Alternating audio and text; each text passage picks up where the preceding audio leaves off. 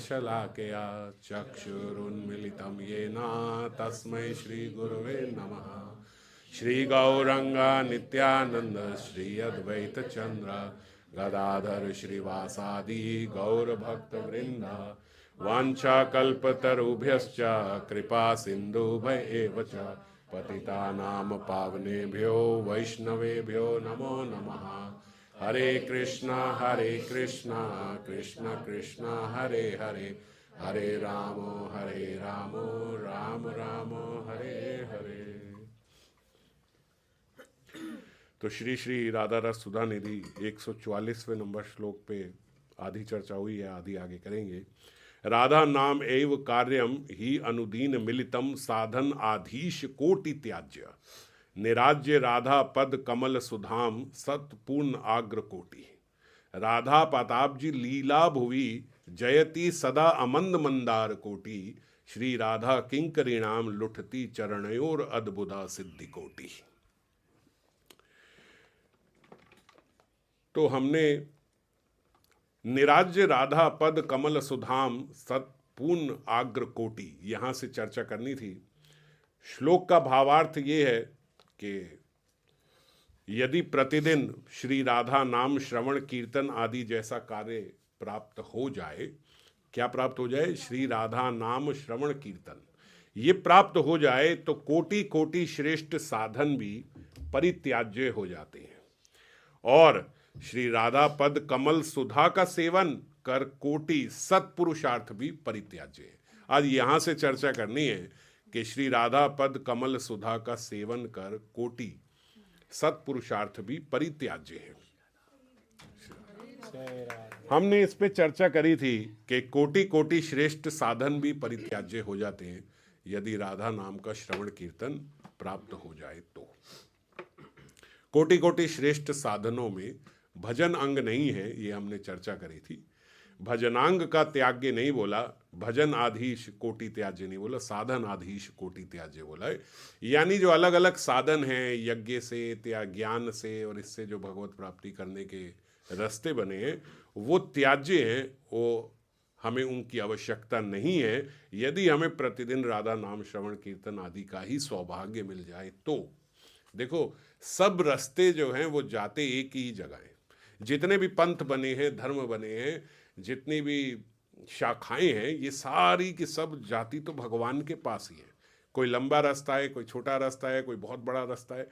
तो सबसे प्राप्त क्या करना है? प्राप्त ये करना है कि हमारी उनके नाम में श्रद्धा हो जाए, नाम में रुचि हो जाए और नाम साधन करते करते साध्य बन जाए।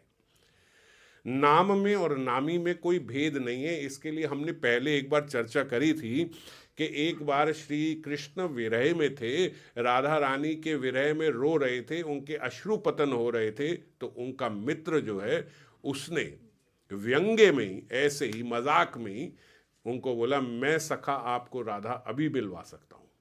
और श्री कृष्ण प्रसन्न हो गए विरह अवस्था में कि आप अभी मिला सकते हो तो मिला दो।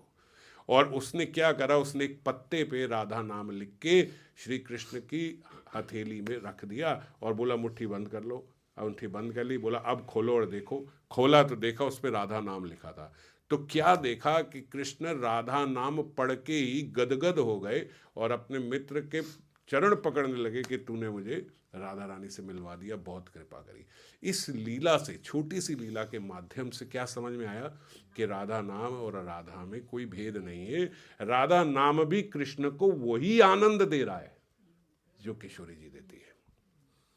तो जब श्याम सुंदर कोटि व्यक्ति को, अगर श्याम सुंदर उनके प्रियतम को वही आनंद, श्याम सुंदर कौन है? साक्षात हरि। अगर हरि को भी नाम से आनंद आ रहा है तो हम जैसे साधकों को क्यों नहीं आएगा? इससे हमें पता लगा कि उनके नाम में वही आनंद छुपा है जो उनकी प्राप्ति में है। तो इसीलिए बोल रहे हैं प्रतिदिन राधा नाम श्रवण कीर्तन का यदि सौभाग्य प्राप्त हो जाए तो फिर बाकी साधना क्यों करनी? यदि यही प्राप्त हो गया, यदि किशोरी जी ही प्राप्त हो गई तो फिर बाकी साधना का क्या लाभ? और अगर यही प्राप्त नहीं होनी है तो फिर बाकी साधना का क्या लाभ?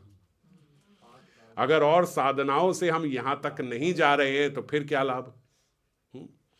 और अगर यहाँ पहुंच गए हैं तो फिर साधना का क्या लाभ। तो इसीलिए साधनाधीश कोटि त्याज्य है कि बाकी सारे साधन की क्या आवश्यकता, यदि हमें राधा नाम श्रवण कीर्तन का सौभाग्य प्राप्त हो रहा है तो।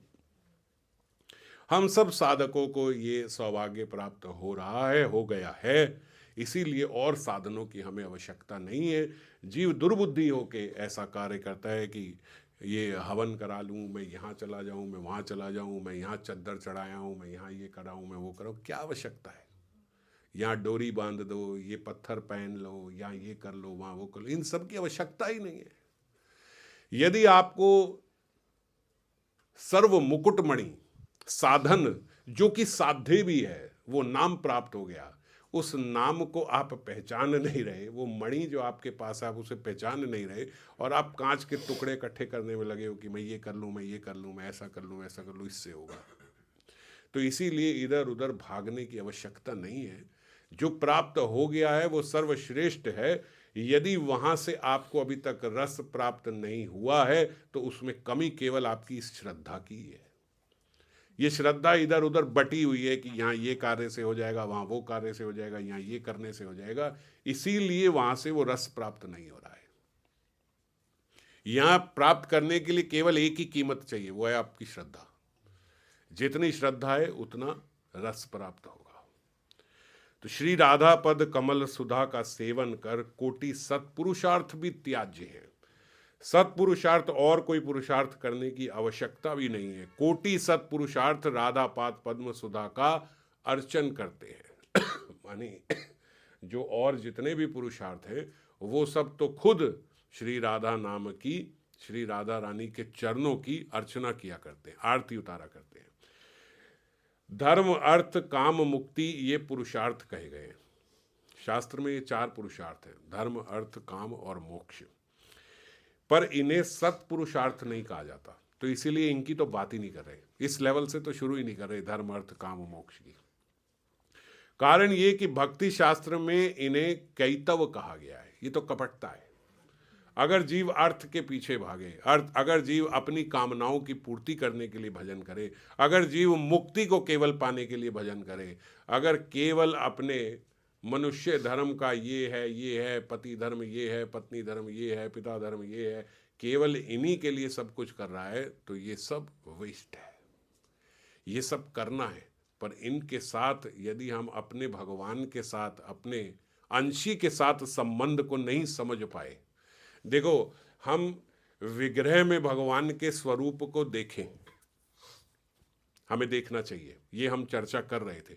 और चलते फिरते जीवों में यदि हम उनको नहीं देखें तो हमसे बड़ा मूर्ख कौन होगा। सब जीवों के बीच में भी तो वही मेरे परमात्मा स्वरूप है। तो इसीलिए सत्य पति धर्म क्या होगा कि वो अपनी पत्नी में भी भगवान का ही स्वरूप देखे। सत्य पत्नी धर्म क्या है, अपने पति में भगवान का स्वरूप देखे। पुत्र धर्म क्या है, अपने पिता में भगवत स्वरूप देखे। और पिता का धर्म क्या है, अपने पुत्र में भी भगवत स्वरूप देखे। सब में उन्हीं के दर्शन करें, क्योंकि ये जो संबंध है ये क्षणिक है, ये थोड़े समय के लिए।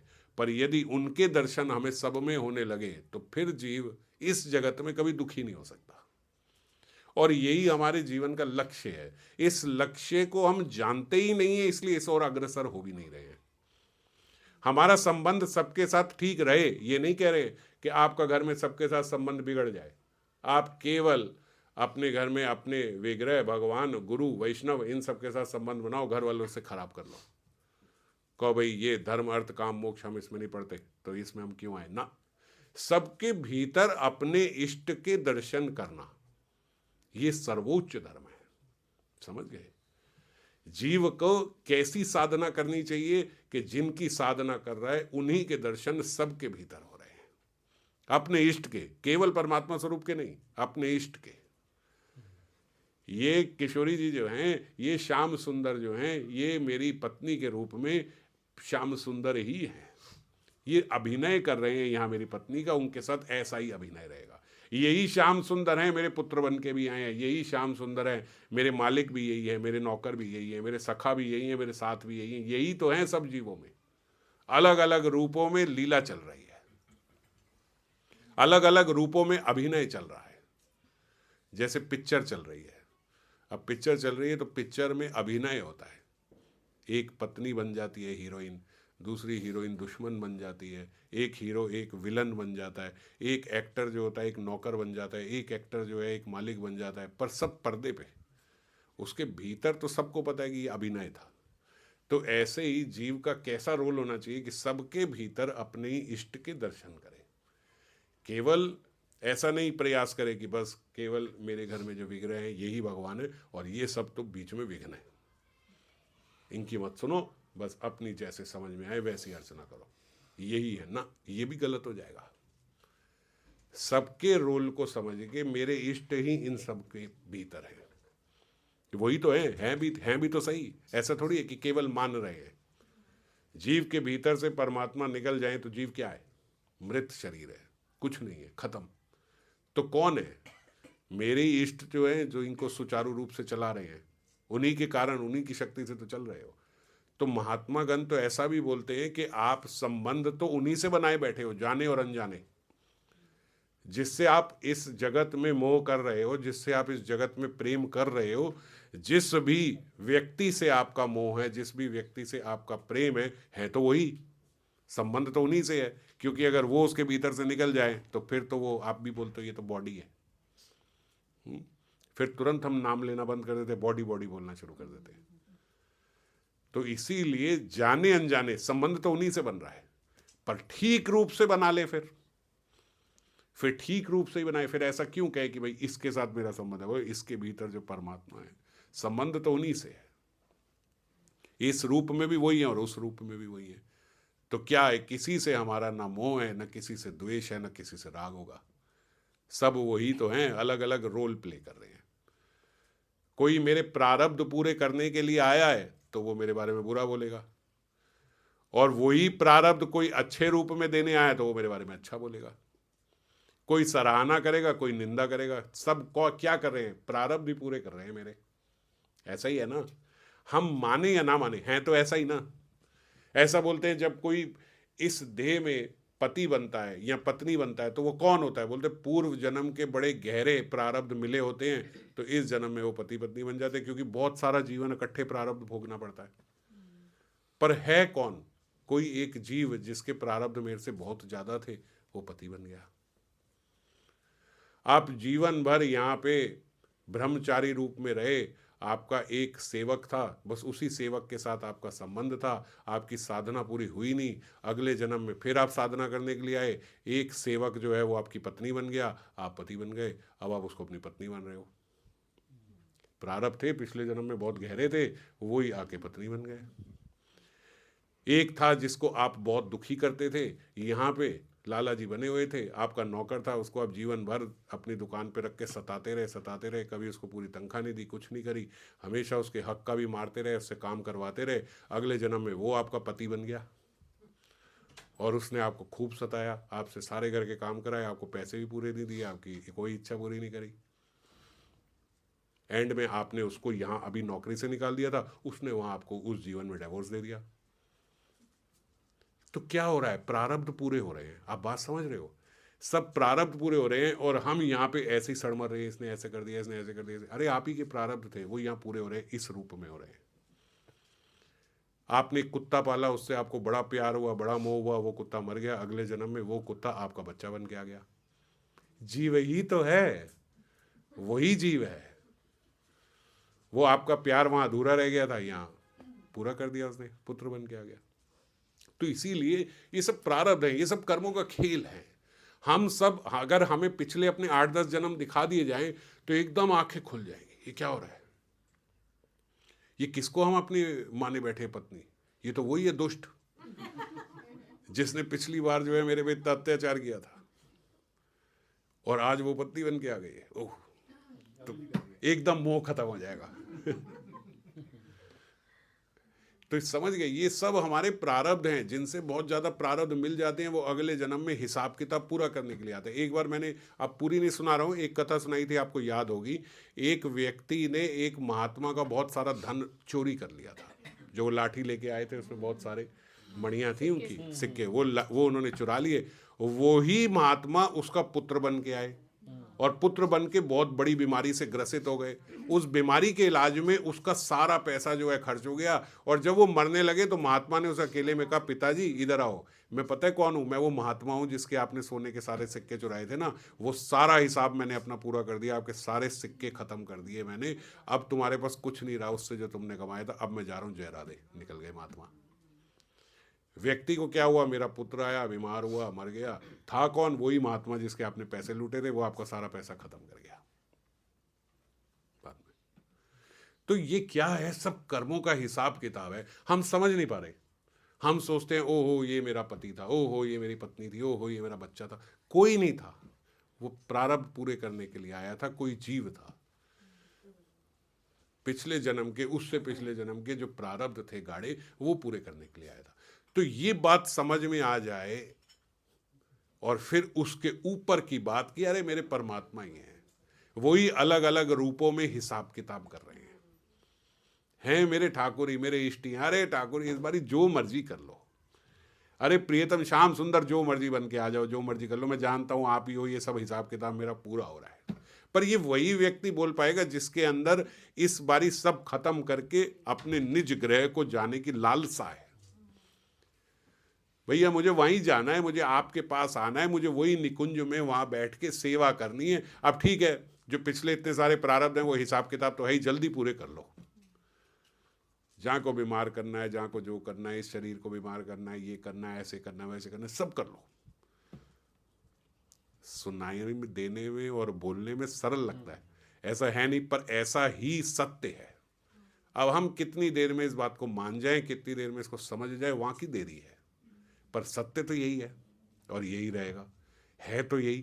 पर हम इस माया के अंधकार में, माया का कार्य है भुलावा देना, हम भूल जाते हैं। ये बात समझते हैं, सुनते हैं, पर याद नहीं रहती। थोड़ी देर के बाद अच्छा, पर अब है तो यही ना, अब इसी ने करना है ना, फिर वहीं से गाड़ी शुरू हो जाती है। नहीं है श्याम सुंदर ही है, अपने कृष्ण ही है, खेल चल रहा है, सिर्फ गेम प्ले हो रहा है, आप उस गेम में सीरियस हो गए, ये प्रॉब्लम हो गई। बस हम इस रोल प्ले में सीरियस हो गए। एक आदमी रावण बना, 10 सिर लगा दिए उसके, स्टेज खत्म हो गया, पर्दा नीचे गिर गया, अब वो फिर चलता जा रहा है, मैं इस गली में नहीं जाऊंगा, क्या सीकड़ी सी गली है, मेरे 10 सिर अटक जाएंगे। लोगों ने थप्पड़ दी, पागल, अब काहे के सर अटके के तेरे, अब कौन से 10 सिर लगे, हम रावण है, हमको थप्पड़ मारा, 2 और मारे, नीचे गिर गया। तब समझ गए ओहो हम तो कुछ नहीं है, हम वहीं थे। बोले हम भी नहीं है, तुम हो, तू कुछ नहीं है। ऐसे ही ये भुलावा हमें लगा हुआ है, हम ये हैं, हम वो हैं, हम ये हैं, हम कुछ नहीं है। थोड़ी देर के लिए अगर कोई ये माया का पर्दा हटा दे तो हम देखेंगे अरे मैं तो ये हुई नहीं। ये सब पर्दे के आगे के हमारे मोह हो गया है कि ये लग रहा है कि ये है, ये है, ये है। मैं इसी रोल प्ले में, इसी कैरेक्टर में बहुत मोहित हो गया हूँ, अरे मैं यही हूँ। आप कुछ नहीं हो। जीवन में जो आ जा रहे हैं वो केवल प्रारब्ध पूरे कर रहे हैं। तो हमें क्या करना है, हमें अपने निश्चय में, अपने लक्ष्य में अटल रहना है, यही है। इस लक्ष्य में जो जो रोल प्ले करने के लिए ठीक कैरेक्टर हैं, उनमें अपने परमात्मा स्वरूप के दर्शन करके, सेवा करके निकल ले। जो नहीं समझ में आ रही वहां को छोड़ दो। समझ गए? हैं वो भी परमात्मा की, हैं वो भी भगवान ही। वो अभिनय कर रहे हैं, पर इस अभिनय में मुझे अभी आपकी आवश्यकता नहीं है। जैसे इनके जीवन में कोई लड़का आ जाए, अब नई प्रेम स्टोरी शुरू हो जाए, ये कह नहीं अभी आपकी आवश्यकता नहीं है इस रोल प्ले में, आप छोड़ो, मेरा लक्ष्य कुछ और है ना। अब ये नहीं कि उसमें भगवान के दर्शन करके चलो भाई आ जाओ, अपने ठाकुर जी हैं, भगवान की प्रेमी है, प्रियतम है, प्रियतम रूप में ही आ रहे हैं। तो ऐसा नहीं, हम क्या करेंगे, बोले नहीं, ये बोले नहीं, अरे नहीं, अभी मेरा जो लक्ष्य है उसमें इस स्वरूप की जरूरत ही नहीं है, छोड़ो, हम अपने लक्ष्य में चलेंगे। समझ गए? तो देखे सब में, चाहे कोई भी आ रहा है, चाहे कैसा भी है तो वही रोल प्ले हो रहा है। मेरे रोल प्ले में जिसकी जितनी आवश्यकता है उतनी वहां सेवा करते हुए आगे चलते बने। तो धर्म, अर्थ, काम, मुक्ति ये पुरुषार्थ कहे जाते, पर ये सत्पुरुषार्थ नहीं है, ये तो कपटता ही है। इसीलिए सत्पुरुषार्थ क्या है, बोले पंचम पुरुषार्थ जो प्रेम है वो सत्पुरुषार्थ है। जो भगवत प्रेम है, ये सत्पुरुषार्थ है। भगवत प्रेम असली में जो सत्पुरुषार्थ का यथार्थ अर्थ है वो है भगवत प्रेम। तो सत कौन है? बोले सत जिसकी आराधना करे, जिस सत की आराधना करे वो सत्पुरुषार्थ, और जो आराधना करे, जो सत आराधना करे वो भी सत्पुरुषार्थ है ना। तो सत्य क्या है? वो साधक जो सत्य की साधना कर रहा है, तो वो साधक भी, वो साध्य भी और वो साधना भी, वो सत्पुरुषार्थ है। तो सत्पुरुषार्थ हुआ भगवत प्रेम या फिर भक्त या भगवत विषयक मति संपन्न व्यक्ति, वो भी भक्ति होता है, भक्त कोई कहा गया है। इन सबको सत कहा जाता है। तो भगवत प्रेम ही उसका पुरुषार्थ भी होता है। भक्त का पुरुषार्थ क्या होगा? भगवत प्रेम ही होगा। अब यहाँ पे कह रहे हैं कि कोटि सत पुरुषार्थ जो हैं वो भी राधा रानी के चरणों की अर्चना करते हैं। तो बोलते भगवत प्रेम में कृष्ण प्रेम ही आता है ना। जीव कृष्ण के प्रति अर्चना करता है, आराधना करता है, उनकी साधना करता है। तो बोले इसमें श्रेष्ठ कृष्ण प्रेम ही कहा जाएगा। और यही कृष्ण प्रेम भी कोटि प्रकार के रस भी, जो कृष्ण प्रेम के कोटि प्रकार के रस भी श्री राधा के पद कमल सुधा की अर्चना ही किया करते हैं। यानी कि इसका तात्पर्य यह है कि राधा पाद पद्म सुधा माधुरी के आस्वादन में अकेला गोविंद प्रेम भी परित्याज्य होता है। अगर केवल कृष्ण प्रेम की बात करी जाए, केवल कृष्ण की साधना करी जाए, तो वो भी परित्याज्य है। हमें वो नहीं करनी, हमें किशोरी जी के संग ही श्याम सुंदर की आराधना करनी है। राधा के बिना गोविंद प्रेम भी ऐसे भक्तों को रुचिकर नहीं होता।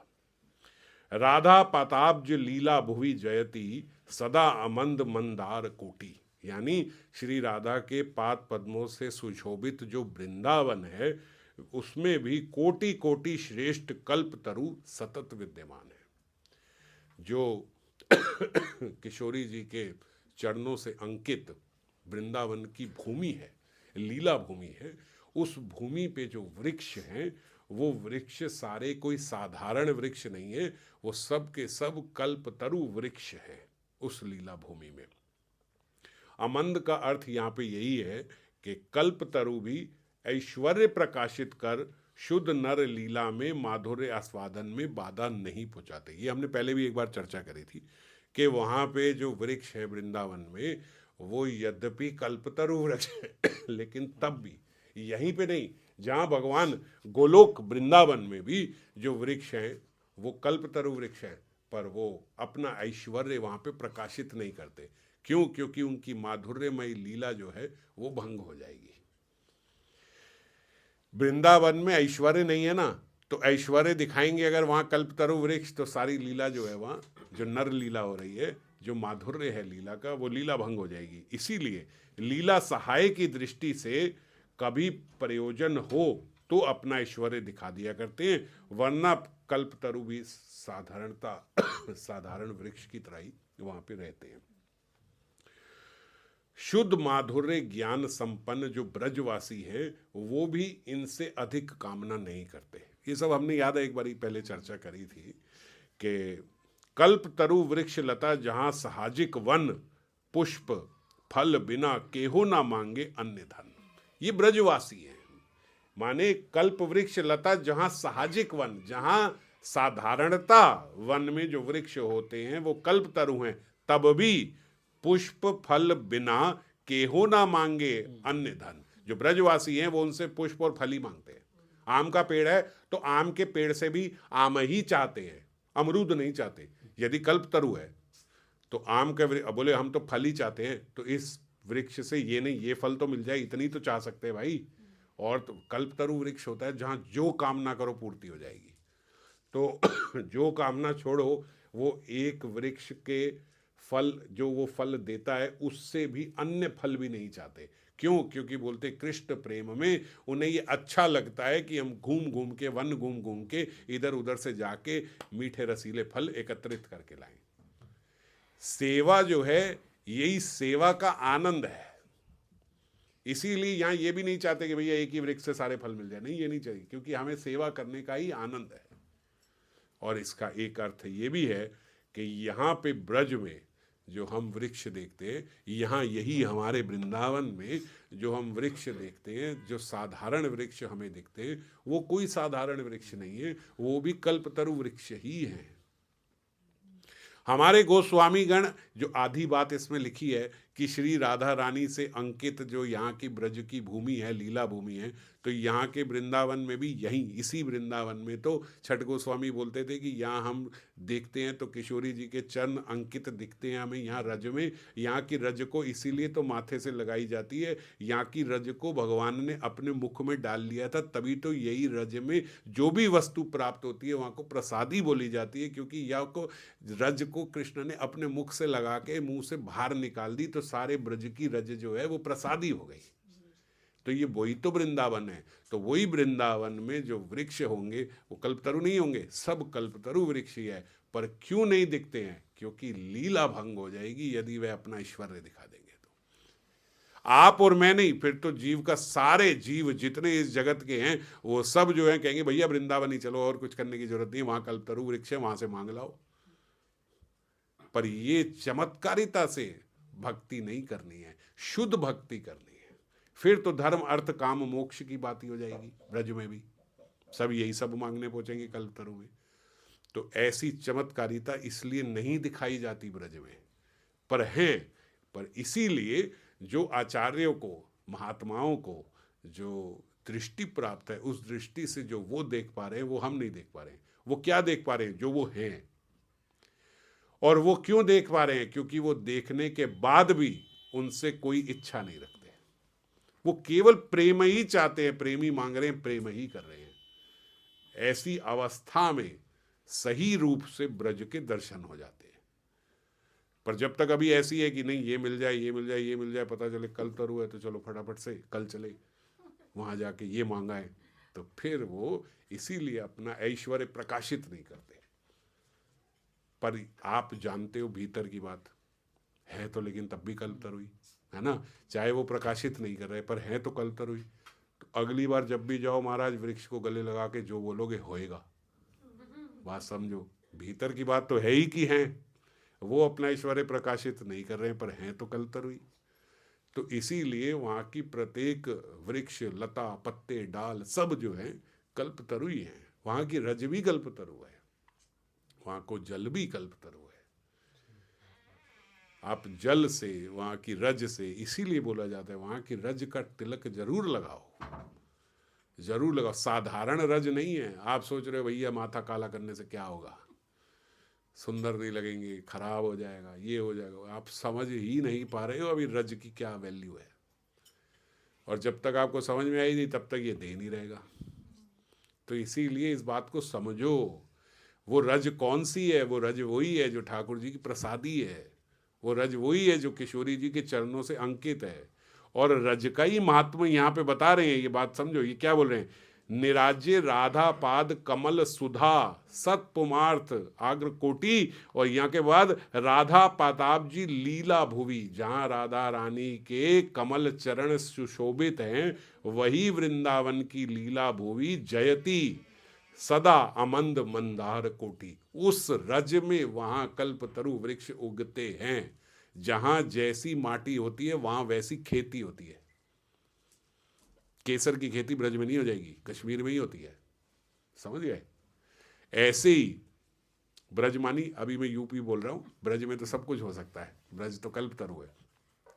तो जहां जैसी माटी है, सेब सब जगह नहीं लगते है ना, भुट्टा सब जगह नहीं लगता, सबकी जहाँ जैसी माटी, जैसा क्लाइमेट है वैसे फल वहाँ लगेंगे। तो कल्पतरु वृक्ष कहीं लगे हैं तो वहाँ वैसी रज होगी ना, तो कल्पतरु वृक्ष उगे हैं। तो वो रज में क्या खास बात है? वो किशोरी जी के श्याम सुंदर के चरणों की अंकित रज है।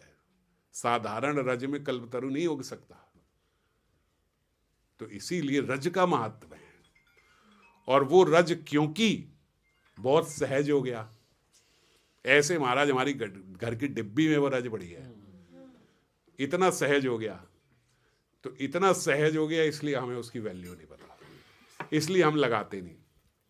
इसमें क्या बात है, कल लगा लूंगी, कितनी साधारण सी बात है। रज लगा लगा के महाराज लोगों ने अपने कितने कितने शरीर के रोग ठीक कर लिए।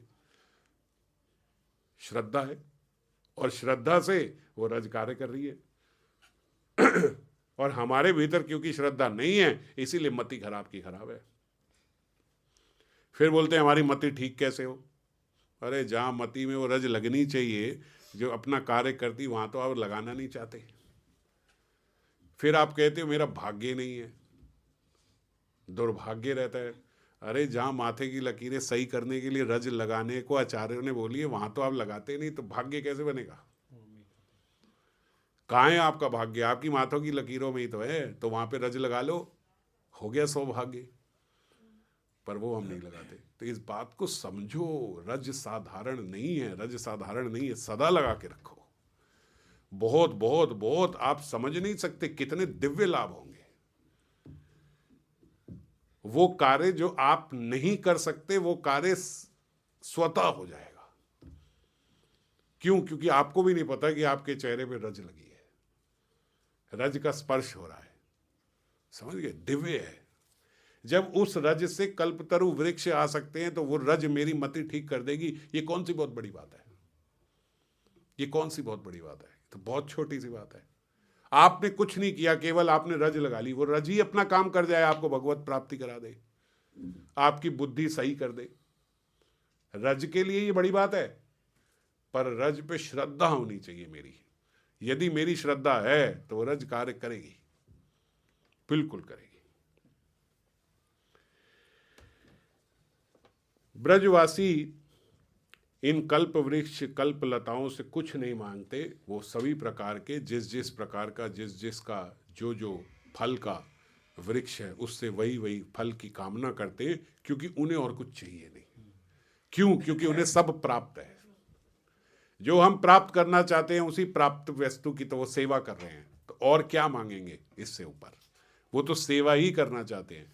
अगर कल्पतरु ने कुछ दे देगा तो उनकी सेवा भंग हो जाएगी। जैसे आज हम यहाँ पे बोलते हैं एआई जब आ जाएगा तो बहुत लोगों की नौकरी खा जाएगा। कल्पतरु क्या? एआई तो है।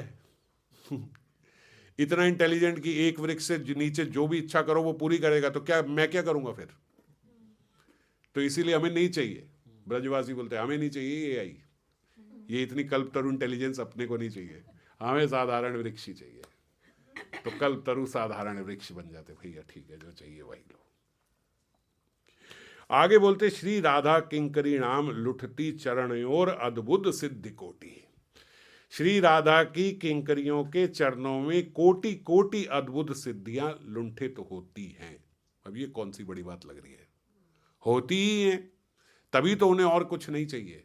तभी तो वहां कल्पतरु वृक्ष उन्हें और कुछ नहीं चाहिए। क्या चाहिए होगा? बोले अनेकों अनेक जो सिद्धियां हैं, अनेकों अनेक कोटि कोटि सिद्धियां, वो तो हमारे चरणों में लुंठित हो रही है, हमें उनसे भी कुछ नहीं चाहिए। बड़ी बड़ी सिद्धियां होती हैं महाराज। आप एकदम इतने छोटे से हो जाओगे, कहीं भी निकल जाओगे, ये सिद्धि है। आप साधना से प्राप्त कर सकते हो। आप हवा की तरफ बहते हुए चले जाओगे, बहती हवा सा था वो, निकल गया।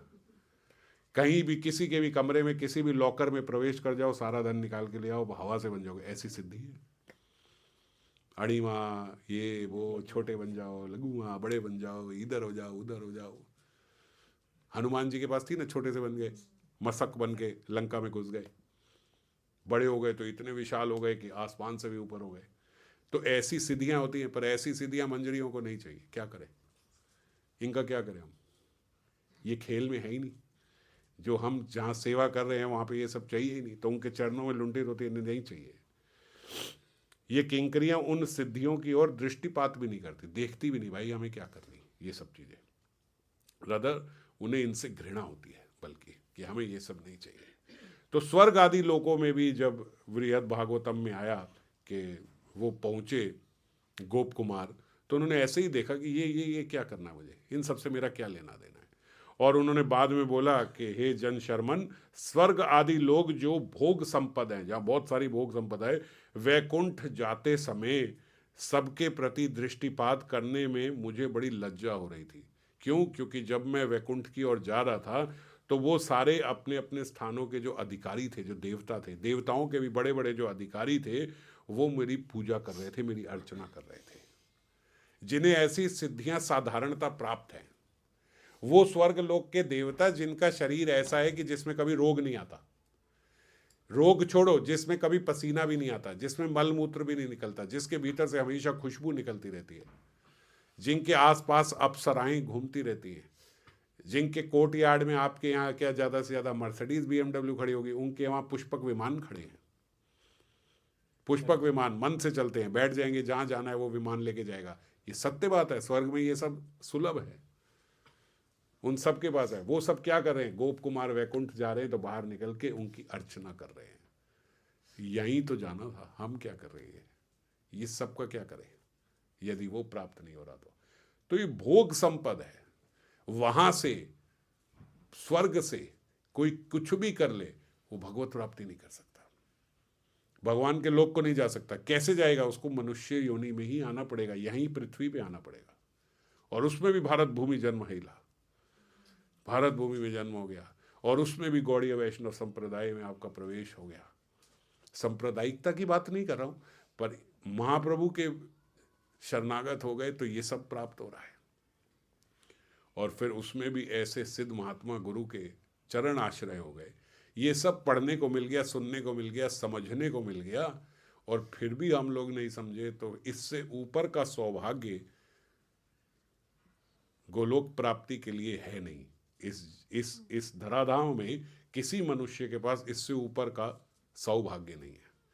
और यदि अभी भी हम में से कोई सोचे कि यार मैं तो दुर्भागी हूँ, मेरा बड़ा दुर्भाग्य है, तो वो केवल आपकी सोच ही है जो आपको दुर्भाग्य या दुर्भागी बनाए रख रही है। केवल आपकी सोच है।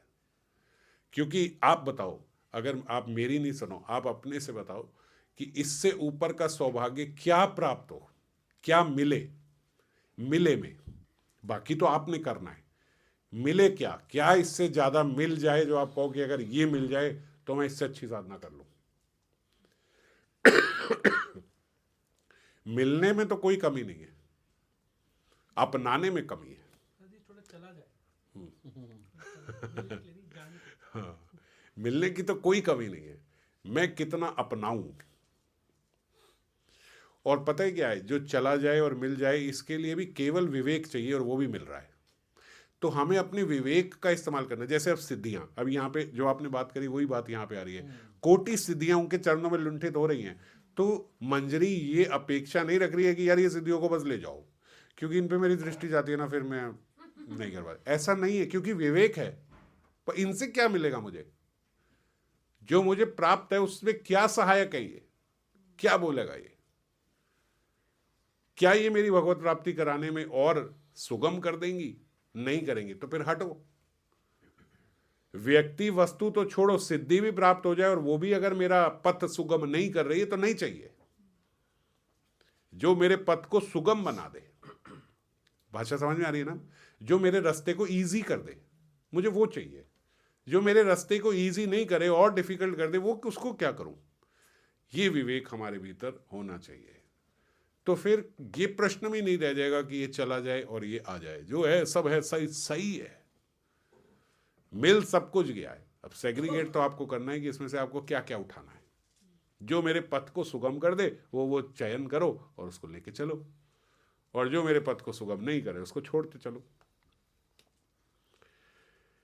जिन्होंने श्री कृष्ण चरण माधुरी का बिंदु मात्र भी आस्वादन किया है, उन्हें भक्ति, मुक्ति, सिद्धि आदि का सुख तुच्छ ही लगता है, क्योंकि इसमें जीव का भोक्ता भाव बना रहता है। इन सारी साधनाओं में जो मुक्ति की है, जो भुक्ति की है, जो सिद्धि की है, सिद्धि किसे प्राप्त होगी? मुझे। भुक्ति किसे चाहिए? साधन किसे चाहिए? मुझे। समझ गए? तो सिद्धि प्राप्त होने तक भी भोक्ता भाव बना रहता है कि मुझे भोगना है। मजा आएगा अगर बहुत छोटे हो जाएंगे, मजा आएगा बहुत बड़े हो जाएंगे। ये भोक्ता भाव जो है, इसमें सेवा भाव नहीं है। समझ गए? मंजरी जो भी कर रही है, साधक जो भी कर रहा है, मंजरी साधक जो भी कर रहा है, जो साधक मंजरी कर रही है, वो सब कुछ क्यों चाहती है? कि ये अर्पण करके, सेवा करके, देने का मजा है, अर्पण करके मजा है, अर्चना करके मजा है। पर कुछ भी पाके मजा नहीं है, मुझे लेना नहीं है। मेरे पास जो है वो अर्पित करने का आनंद है, सेवा का आनंद है। इन सब में क्या है? भोक्ता भाव बना रहता है। आज जीव इतना दुखी क्यों है? क्योंकि उसके भीतर भोगता भाव है, वो सब कुछ भोगना चाहता है। सारे संबंधों से यहां पे आप भोगना चाहते हो, है कि नहीं? कोई भी संबंध आप बनाना चाहते हो किस लिए? मुझे अच्छा लगेगा। और कोई संबंध छोड़ना चाहते हो तो क्यों? मुझे अच्छा नहीं लगता। बात सही है कि नहीं? हर चीज को आप क्यों अपनाना चाहते हो? मेरे सुख का हेतु है। और जैसे ही वो व्यक्ति या वस्तु आपके सुख का हेतु नहीं रहे तो कितना भी अपनाओ जाए फिर वो मुझे नहीं चाहिए। बात सही है कि नहीं? कोई भी व्यक्ति, कोई भी वस्तु, कोई भी परिस्थिति आप अपने जीवन में देखो, जो आप चाहते हो वो क्यों चाहते हो? कि वो मुझे सुखी करेगी। हर कोई इतना सेल्फिश है, चाहे अपने बच्चे की बात हो या अपने माता पिता की बात हो, किसी की भी हो। सब व्यक्ति वस्तु आपको तब तक अच्छे लगते हैं जब तक वो मेरे सुख का हेतु है। यदि वो मेरे सुख का हेतु नहीं है तो फिर मुझे नहीं चाहिए। और यही भोक्ता भाव जो है, यही भोक्ता भाव हमें दुखी कर रहा है, क्योंकि भोगने में सुख नहीं है। आप अपने बर्थडे पे, एनिवर्सरी पे क्या सोचते हो? भैया मैं ऐसे ऐसे अमुक जगह पे जाऊंगा, वहां पे जाके थोड़ा दान करके आऊंगा, थोड़ा ये सब करके आऊंगा। इससे क्या मिलता है? बोले मुझे मेंटल पीस मिलती है, मुझे शांति मिलती है। तो शांति किससे मिली? जब थोड़ी देर के लिए भोक्ता भाव हटा।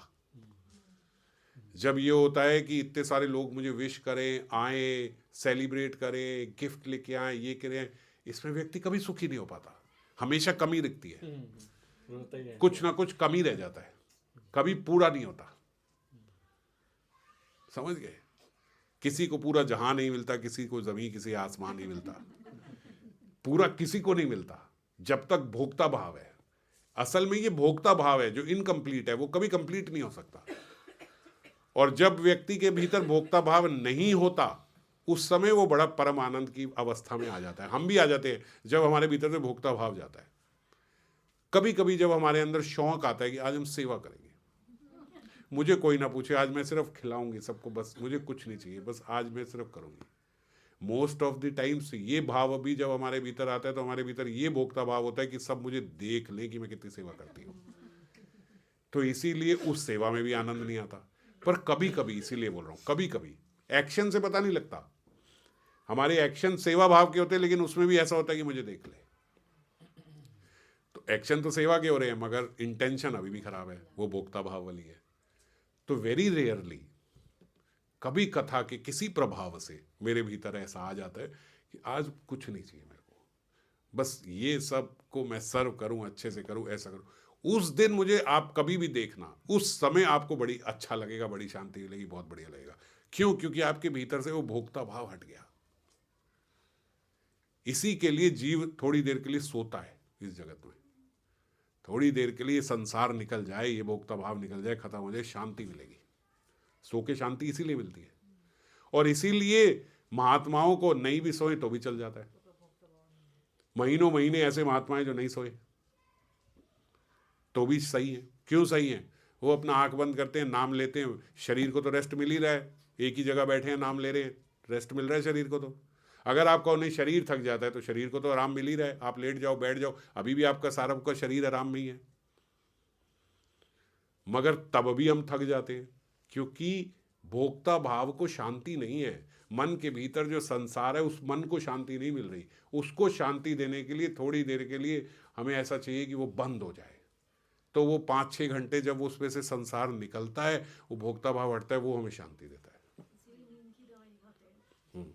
आप वेकेशन में जाओ, आप वेकेशन में बड़ा इंजॉय कर रहे हो, तो सोते क्यों यार?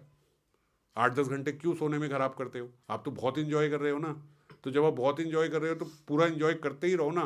क्यों आपको नींद चाहिए? उस टाइम तो नहीं चाहिए होनी चाहिए। उस टाइम तो आपके पास 4 ही दिन है आप वेकेशन के, उसमें भी एक दिन तो खत्म हो जाता है। अगर 4 दिन के घंटे लगा ले सोने के, तो 6-6 घंटे रोज सोए तो 24 घंटे खत्म, तो 4 में से 3 ही दिन रह गए। तो क्यों सो? पैसे 4 दिन के दिए, एंजॉय सिर्फ 3 दिन कर रहे हैं। पर फिर भी हम सोते हैं, क्यों? क्योंकि उस टाइम तो हमारा और भोक्ता भाव बढ़ जाता है, नहीं सोएंगे पागल हो जाएंगे।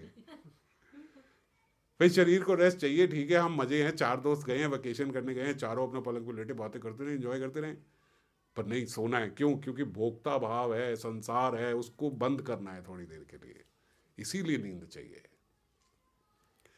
तो यही जब सेवा से हमारे भीतर का भोक्ता भाव खत्म होता है, यही जब भक्ति से हमारे भीतर का भोक्ता भाव खत्म होता है, तब परम शांति की अवस्था आती है, जो हमें यहाँ नकली में लेनी पड़ रही है ना, थोड़ी देर बंद करके। इसीलिए जीव जो है वो अलग अलग प्रकार के नशे करता है। क्यों? दवाइयाँ खा के देखो, जो नींद की दवाई है वो भी नशा है, जो मदिरा पान कर रहा है वो भी नशा कर रहा है। क्यों कर रहा है? मन जो है वो तंग कर रहा है, उसके भीतर बहुत संसार घुस गया है, उसको थोड़ी देर के लिए इंटॉक्सिकेट करके बंद करना है, बस इसलिए। और अगर ये शांत हो जाए तो फिर सब ठीक है, फिर ना सोने को महात्मा भी नहीं सोते। क्यों? कोई आवश्यकता ही नहीं लगती। हम ऐसे देखते हैं, ओहो ये महात्मा सिर्फ 2 ही घंटे सोते हैं, सिर्फ 2.5 घंटे आराम करते हैं, सिर्फ 1 घंटा सोते हैं, सिर्फ 2 घंटे सोते हैं। हम उन्हें बेचारा समझ रहे, बेचारे नहीं है, उन्हें प्रॉब्लम ही नहीं है। किस लिए सोए? क्या करें? जो हम सोचते हैं 2 घंटा सो रहे हैं, वो 2 घंटा भी वो लेट के नाम ले रहे हैं, क्योंकि उनके मन में संसार है ही नहीं, वो 24 घंटा आराम कर रहे हैं। असल में हम सोच रहे हैं कि वो 2 घंटा भी नहीं सो रहे हैं, और वो 24 घंटे मस्ती में है, क्योंकि उनके भीतर तो भोक्ता भाव है ही नहीं, संसार है ही नहीं, तो उन्हें क्या दिक्कत है। और शरीर तो रेस्ट में ही है, शरीर तो अभी भी हमारा रेस्ट में है, तो शरीर को आराम मिल ही रहा है, और मन आराम में ही है, हर वक्त शांत है। मन को शांत करने के लिए तो आपको सोना पड़ता है, नहीं तो क्यों सोना पड़ता है? तो इसीलिए ये बाकी सब जो है, भुक्ति मुक्ति सिद्धि आदि, इन सब में भी भोक्ता भाव बना रहता है, इसलिए इन सब में भी वो सुख नहीं है जो सुख भक्ति में है। और यही राधा किंकरित्व प्राप्त होने पर अन्य सभी वस्तुओं में स्वभावता मेरी अरुचि जगेगी। अब मुझे और कोई वस्तु की आवश्यकता है ही नहीं, ना कोई और साधना करने की जरूरत है, ना कोई मुक्ति की, ना भक्ति की, ना किसी चीज की। ये सब किस लिए चाहिए थे? सब अपने मन को शांत करने के लिए, सब अपने को सुख देने के लिए चाहिए थे। जब परम सुख की अवस्था में जीव पहुंच गया कि अब उसको यहाँ का दुख स्पर्श ही नहीं करता। ये कब आता है? जब वो देना चाहता है, जब वो सेवा करना चाहता है, जब वो इस जगत से कोई अपेक्षा नहीं रखता है, तब ऐसी अवस्था हो जाती है कि अब कोई दुखी नहीं कर सकता। ऐसी अवस्था में किसी को कुछ नहीं चाहिए। ऐसी अवस्था में जो किंकरित्व प्राप्त करने के लिए साधक हैं, राधा किंकरित्व जो प्राप्त करना चाहते हैं, उन्हें कुछ नहीं चाहिए। तो मन भी शांत, तन भी शांत, अब कोई अवस्था की, किसी और वस्तु की बाहर से जरूरत है ही नहीं। श्रीपाद का यही अभिप्राय यहाँ पे वंचित हुआ है 144वें नंबर श्लोक में। जय जय। लू या बाद में कर ले? कितनी हो रही है? कितना? 47